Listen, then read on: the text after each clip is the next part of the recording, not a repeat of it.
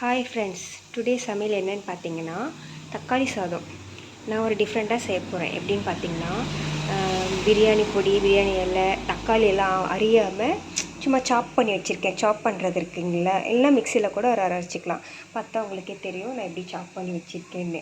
இப்படி செஞ்சு போட்டிங்கன்னா நல்லா சுவையாக இருக்கும், நல்லா செம்ம டேஸ்ட்டாக இருக்கும். நீங்களும் ட்ரை பண்ணி பாருங்கள். இப்போ தக்காளி சாப்பாடு செய்ய போகிறேன். அதுக்கு தேவையானது என்னென்னு பார்த்தீங்கன்னா வெங்காயம், பச்சை மிளகாய், இந்த இலை, கடல் பாசி, பட்டை, லவங்கம் இதெல்லாம் இருக்குது, புதினா, கொத்தமல்லி, இஞ்சி பூண்டு பேஸ்ட்டு, நெய், எண்ணெய்.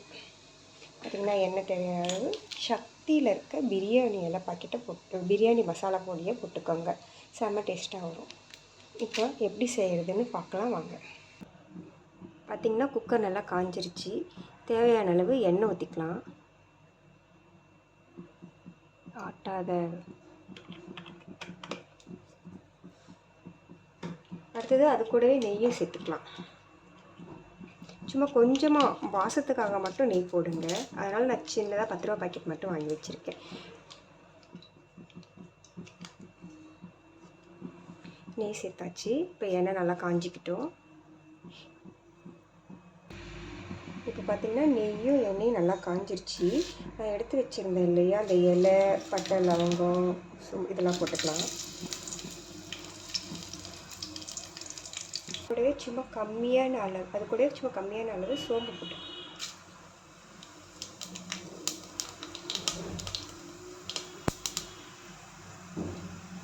பார்த்தீங்கன்னா நல்லா பொரிஞ்சிருச்சு.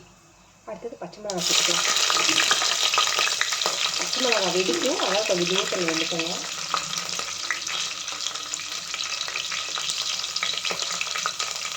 அடுத்தது இந்த புதினா கொத்தமல்லி போட்டுக்கலாம்.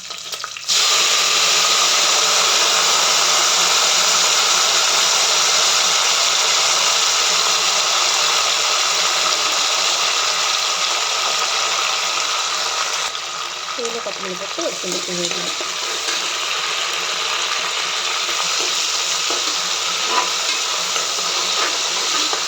நெய் வாசனை பிடிச்சிது. அடுத்தது வெங்காயம் சேர்த்துக்கலாம். நானே கேமரா பிடிச்சி நானே சமைக்கிறதுனால கொஞ்சம் சிரமமாக இருக்குது. வீடியோ அப்படி இப்படி ஆடிச்சுன்னா கொஞ்சம் அட்ஜஸ்ட் பண்ணிடுங்க. இப்போ வெங்காயம் போட்டுட்டாச்சு. வெங்காயம் போட்டு நல்லா பொன்னிறமாக வதக்கிக்கணும். வெங்காயம் வதங்கிறதுக்கு எப்பயுமே கொஞ்சம் லைட்டாக உப்பு சேர்த்துக்கோங்க. உப்பு சேர்த்துக்கிட்டா சீக்கிரம் வதங்கும்.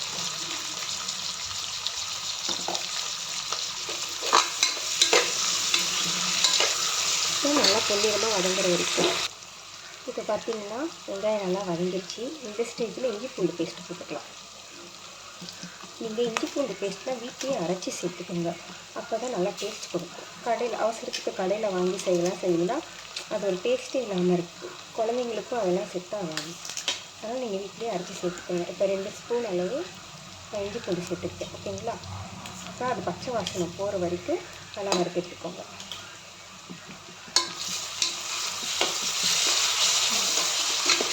நல்லா பச்சை வாசனை, இஞ்சி பூண்டு பச்சை வாசனை நல்லா போகணும். பார்த்திங்கன்னா இஞ்சி பூண்டு பச்சை வாசனை போயிடுச்சு நல்லா. இந்த ஸ்டேஜில் நம்ம தக்காளி போட்டுக்கலாம்.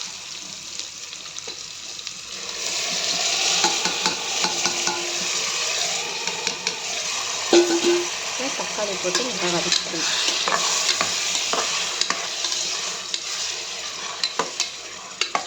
தக்காளி சாதம் செய்கிறவங்க ஒரு கலர் பொடிலாம் போடுவாங்க, அதெல்லாம் சேர்க்காதீங்க, உடம்புக்கு ரொம்ப கெடுதல்.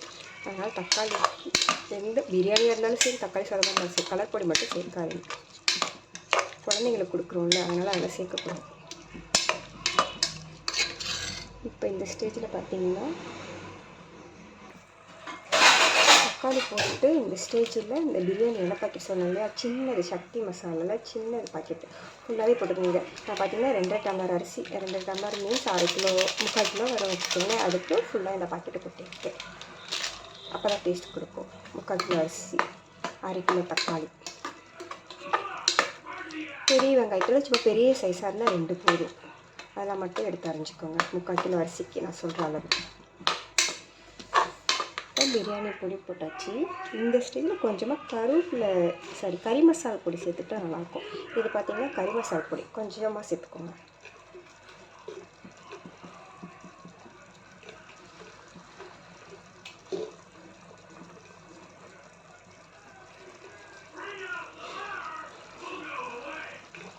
கறி மசாலா பொடி கொஞ்சமாக சேர்த்துட்டு நீங்களும் சேர்த்து ட்ரை பண்ணி பாருங்கள். நான் ட்ரை பண்ணியிருக்கேன் ஆல்ரெடி, செம்ம டேஸ்ட்டாக வந்தது. அதனால் அதை வீடியோவாக பண்ணலான்ட்டு எடுத்துகிட்ருக்கேன். இப்போ இது நல்லா இந்த எண்ணெய் பிரிஞ்சு வரும்னு சொல்லுவாங்கள்ல, அந்த அளவுக்கு வதங்கணும். அப்போ அந்த ஸ்டேஜில் தான் அரிசி போடணும். சரிங்களா? இப்போ பார்த்திங்கன்னா தக்காளி வெங்காயம் எல்லாம் வதக்கி விட்டது இந்த அளவுக்கு எண்ணெய் பிரிஞ்சு வந்திருக்கணும். இந்த ஸ்டேஜில் தான் நம்ம இப்போ அரிசி போட போகிறோம். நல்லா வதங்கிடுச்சு பாருங்கள், தக்காளி இருக்கிறதே தெரியல. இந்த ஸ்டேஜ் வர வரைக்கும் நம்ம வதக்கணும் தக்காளியை. பார்த்திங்கன்னா அரிசி சேர்த்துக்கலாம். பார்த்திங்கன்னா அரிசி சேர்த்துட்ருக்கேன். வீடியோ பாதியில் வெளியே போயிடுச்சு, கால் வந்து கட் ஆகிடுச்சு. அரிசி சேர்த்துக்கலாம் ஃபுல்லாக. சரிங்களா? இப்போ 3/4 கிலோ அரிசி எங்கள் வீட்டை சொல்லியிருந்தேன் இல்லையா? இப்போ 3/4 கிலோன்னா எங்கள் டம்ளரில் 2 டம்ளர் போடுவேன். அந்த டம்ளர் பார்த்திங்கன்னா எல்லாம் உப்புலாம் போட்டு கலக்கி விட்டாச்சு. இப்போ விசில் வந்ததே இறக்கிடுவேன். விசில் வந்ததுக்கப்புறம் சாப்பாடு எப்படி இருக்குன்னு ஓப்பன் பண்ணி காட்டுறேன் ஃப்ரெண்ட்ஸ். சாப்பாடு பார்த்திங்கன்னா விசில் வந்து அடங்கிருச்சு. இப்போ ஓப்பன் பண்ணிக்கலாம்.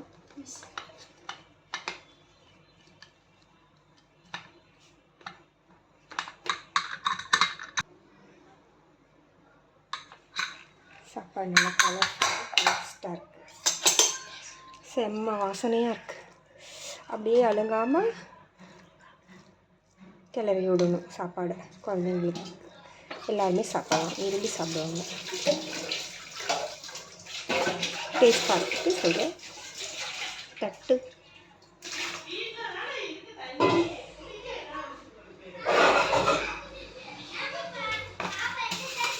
உப்பு எல்லாமே சூப்பராக செம்ம டேஸ்ட்டாக வந்துருக்கு. நீங்களும் ட்ரை பண்ணி பாருங்கள்.